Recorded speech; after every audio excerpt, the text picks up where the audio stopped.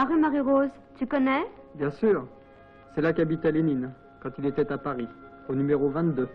Tu sais, aujourd'hui, le Parti communiste français y a organisé un musée. Il y a là de nombreux documents. Mais le plus intéressant, c'est d'écouter un vieux camarade, un vétéran du parti, te les commenter. Tu oublies avec lui qu'il s'agit de feuilles de papier et tu as l'impression que les photos exposées se mettent en mouvement, tant son récit est vivant. D'ailleurs, c'est un musée pas comme les autres, qui est souvent le théâtre de manifestations de ce genre. Les mineurs du Nord viennent inaugurer une plaque. Et je me souviens que les Parisiens y ont aussi manifesté pour exiger que cette rue s'appelle rue Lénine. Ce n'est pas par hasard si cette année la fête de l'humanité avait pour sous-titre « Fête des libertés ». 1 million d'entrées, une ambiance extraordinaire. Politique, culture, variété, gastronomie, tout cela se marie dans la plus grande fête de France. L'Humanité, fondée par Jaurès, parut le 18 avril 1904. Rien ne peut être plus étroitement lié à toute l'histoire du mouvement ouvrier français, à l'histoire du Parti communiste, que l'histoire de l'humanité. Il y a 3 fêtes qui sont chères aux Français. Le 8 mai, jour de la libération, fête que jamais personne ne pourra empêcher le peuple de célébrer. Les Français se sont toujours battus pour les libertés. Le 14 juillet, la chute de la Bastille, le symbole de la lutte pour la liberté. Le 14 juillet, c'est une fête populaire, mais c'est aussi la fête officielle de la République. La France est une république. Le président de la République a d'énormes pouvoirs. Il est élu pour 7 ans, il nomme le Premier ministre et sur proposition de celui-ci, les membres du gouvernement. Le plus souvent, ce sont des manifestations d'un autre genre auxquelles on assiste quand les lois sont contraires aux intérêts des travailleurs. Les ouvriers du livre exigent l'amélioration de leurs conditions de travail. Les vignerons barrent les routes pour exprimer leur mécontentement. Dis donc, au fait, j'ai entendu dire que Renault était la forteresse ouvrière. Pourquoi dit-on ça? Parce que Renault est une entreprise nationalisée depuis la guerre, très importante économiquement. C'est la première firme automobile française et où la classe ouvrière est très bien organisée et très combative. La CGT y est extrêmement forte. Je voudrais vous montrer quelques régions importantes de notre pays.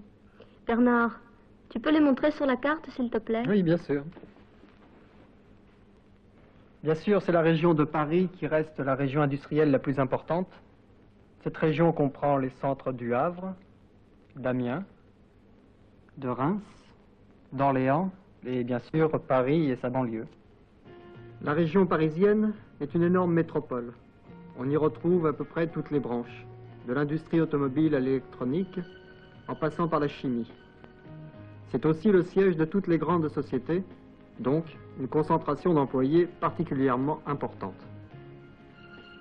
Et elle se développe constamment. De plus en plus, autour de Paris, se construisent ce qu'on appelle les villes nouvelles, qui ont une architecture très intéressante.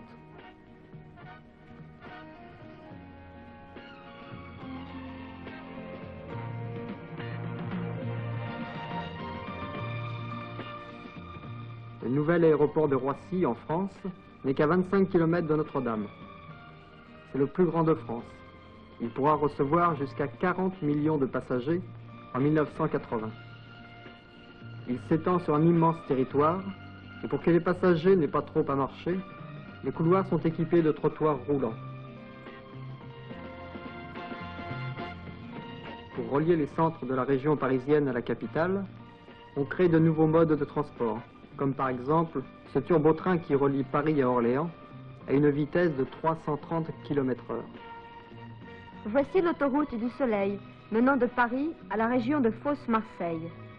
C'est là qu'on crée, à proximité du port de Marseille, un gigantesque complexe métallurgique et chimique. C'est un des domaines les plus importants de la coopération franco-soviétique.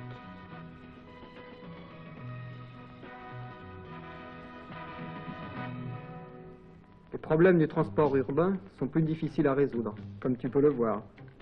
Une fois arrivé à Paris, pour se rendre au centre, avec les embouteillages, ça va beaucoup moins vite. Tu vas à la faculté en voiture? Non. Tu sais, la voiture, je la laisse à la porte de Paris. C'est tellement difficile de circuler avec tous ces embouteillages. Et ensuite, de garer la voiture près de la fac, on ne trouve jamais une place. Que je préfère de beaucoup laisser la voiture près du métro et rejoindre la fac au métro. C'est ce que font d'ailleurs la majorité des gens. Bien sûr, je te comprends. Tu es parisienne. Tu es particulièrement sensible au charme de Paris. Mais franchement, tu n'aimerais pas aussi découvrir les recoins de ma Bretagne natale? Regarde, en te promenant dans les petites rues, tu peux rencontrer de vieilles Bretonnes, assises sur le pas de leur porte. Et notre folklore est si riche. Tu aimes danser, Martine? Oui, bien sûr, j'aime danser. Je peux te montrer une danse nationale de notre pays. Il n'y a pas que le folklore breton qui soit riche. Le festival de danse folklorique de Nice est un spectacle passionnant. On a presque envie de se mêler à eux dans ces farandoles endiablées.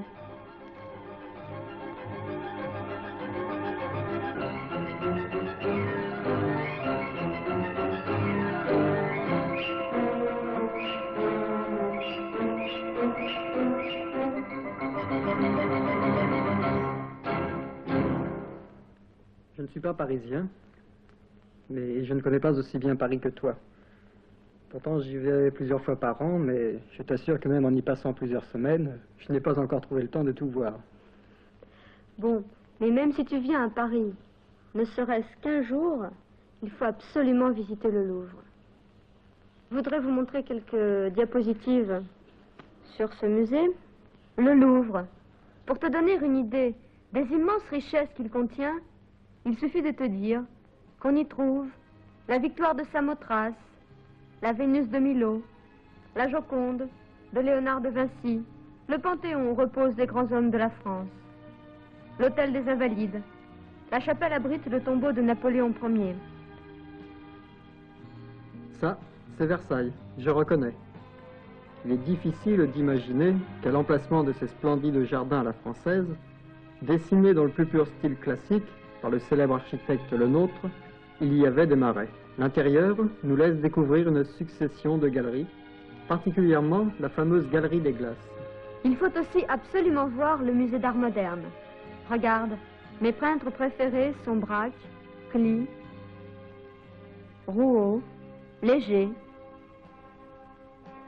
Tu sais, ce coin de Paris m'est particulièrement cher. Il est si pittoresque. On n'a vraiment pas l'impression de se trouver au cœur d'une grande ville moderne. Ce n'est pas pour rien qu'on l'appelle le village. Tout est fait sur la butte. Les chevalets des peintres de la rue égayent la place du Tertre. Pratiquement nuit et jour, il y a constamment du monde ici.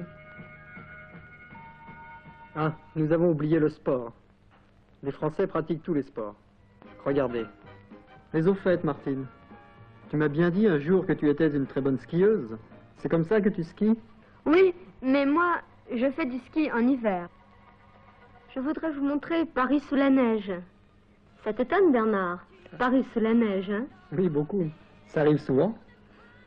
Non, de temps en temps. Mais de toute façon, il n'y a jamais autant de neige que sur ce film. La neige tombe généralement au moment de Noël. Paris prend alors un air féerique. Les grands boulevards sont tout illuminés, les vitrines spécialement décorées, les sapins de Noël au coin des rues. Cette fête qui est toujours avec toi, pour paraphraser Hemingway. Avec toi pour la vie, avec toi ou personne, moi j'aimerais Paris.